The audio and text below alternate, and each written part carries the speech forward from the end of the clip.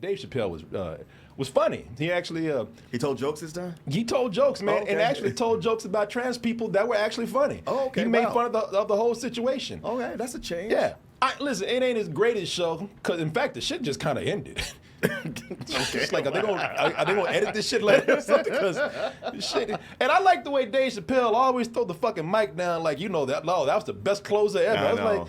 like shit, fuck y'all, the mic drop. It's like, man, you just walked off. It looked like, you know what it looked like? It wasn't like he dropped the mic. Where's the, let me get a fucking mic right. It wasn't like he dropped, because usually when you kill, Yeah. it was like, fuck yeah. Good night, y'all. His was like, I'm just kind of tired of y'all. You know? Were people laughing? Because I could get it, like, if you're bombing and you're just like, I just don't feel like doing this no people more. are laughing, but everybody was anticipating the next thing. Oh. He was like, listen, you know, men know what they want, and women, you know, you need to find out what you want, all right? Fuck. It's like, hey, pick that shit back up. Finish that shit. But how funny would it be if he dropped it by accident, but just thought, well, it's gonna be awkward if I pick it up and then try to drop it later. Yeah, that's probably true. So I'm just gonna end the show. It's just better if I walk off right now. Leave him wanting more. You know what? That's probably true, because that fool smokes so much. Let me see here. It kills me with that smoking Nick, on stage. what's up, man? Oh, we still got that music playing. God damn it. I'm just gonna cut this off, man. I'm just gonna cut this off. Thank you. Bye.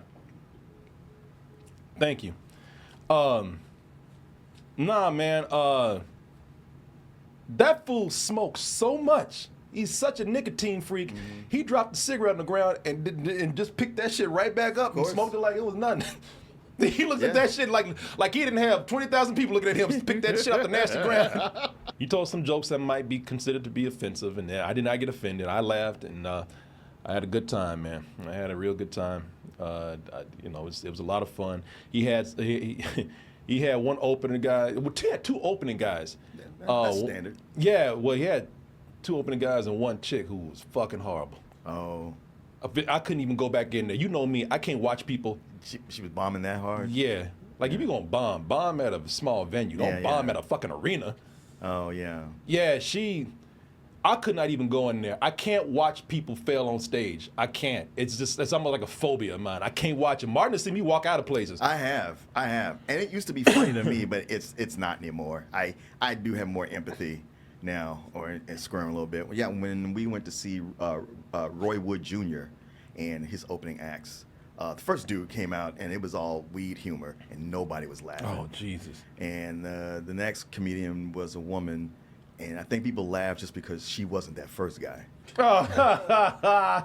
Yeah, I can't. That's a public execution to me, man. I cannot watch it. And I heard her from the outside, and I just stood at the door for a little bit, like, I ain't going back in there. I can't deal with this shit. I was in line getting a drink, and I heard her bombing there, because I had no choice. I was in line, couldn't go nowhere.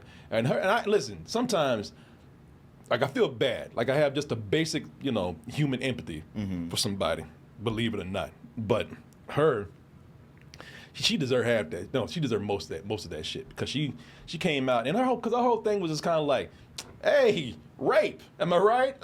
Pedophilia? Anybody have any pedophilia? I mean, right? Austin and abortions. Hey, got some good abortion jokes, and I was just like, Jesus fucking Christ. And she knew. The loudest applause she got is like, who's here from Austin? You know, that was it. And you could tell she knew she was bombing, because I heard her in there. She's talking about, yeah, just crushing this crowd. Yep, crushing this crowd. Yep. And people are like, we about to crush your ass. You don't get the fuck out of here. That's the thing. Somebody will be dying, and they'll call attention to it, and that's supposed to be funny. But when they really are dying, it's not funny at all. You just like, yeah, do something about it. No, fucking horrible. Yeah. You know, I can tell you, man. And this is Havel Hopert put down a pound, not $1. We're dropping pounds. He says, The Dark Knight over Memento? I look forward to this talk. Hey, I got some points. To make, man. I can tell you what went wrong. See, I've learned over time, you know, after doing this for like 25 years and finally starting to do, you know, straight up comedy shows when we go and do these things, you know, and everybody has to, like, get in front of a crowd and see what works and doesn't.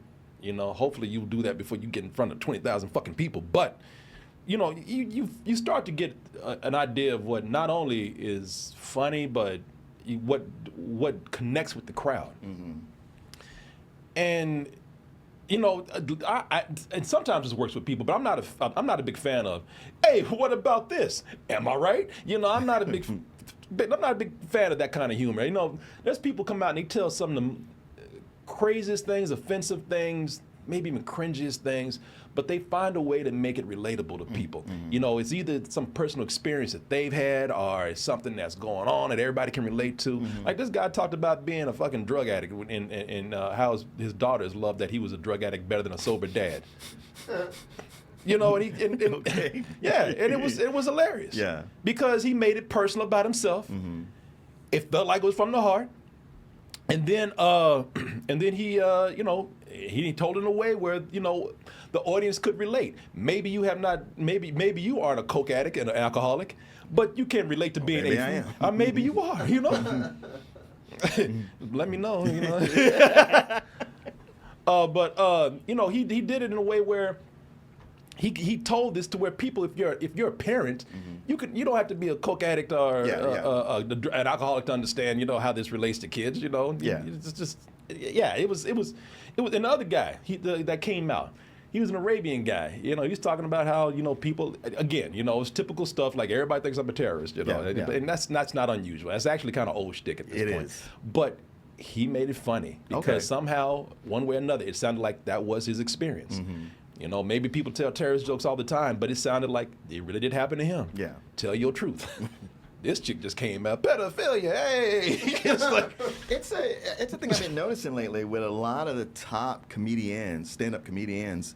They tend to, like they'll have great comic timing and delivery, but their material is all about sex and raunchiness. And it's like all of them is as if they got together and said, "This is what we're doing from now on, at least for now." well, again, I don't mind it if it's funny. You know, if it sounds like it's from your personal experience. You remember when we went to see Nikki Glazer, and 90% of her material is about blowjobs? Yes, yeah. And that seems to be like the trend now. Yeah. Well, that's the thing. It felt like she was talking about blowjobs because that was kind of shocking to people. Yes. You know, if you can tell a sex joke where it's like, if it makes me feel like if it's truly, sincerely your personal experience, and you're not just coming out, pussy, hey, you know, it's like, then Well, I can laugh at There's that. nothing wrong with the jokes, except when it's just nothing but that all the time, to where you're like, geez, can we move on to something Oh else? no, if it's not, if it's nothing but that, It's yeah. like okay, yeah, I'm shocked. Focus on the humor, not so much the shock. Yeah. No, listen. If you're a one-note comic, you just got one thing going on. Then yeah, you know, I think people can see through that. I do think a lot of things work if they're coming from the heart, if they're coming from your experience. If you have a sex joke and you had a funny sexual experience and you want to tell people about it, that's something. You know, coming out like, hey, dick. You know, if you say, hey, what? Am I right? Dicks are crazy, right? You ever look at your dick and say, damn, that looks crazy? You know, that's okay. That's like that. Man, pussies sure look funny, don't they? then that's lazy.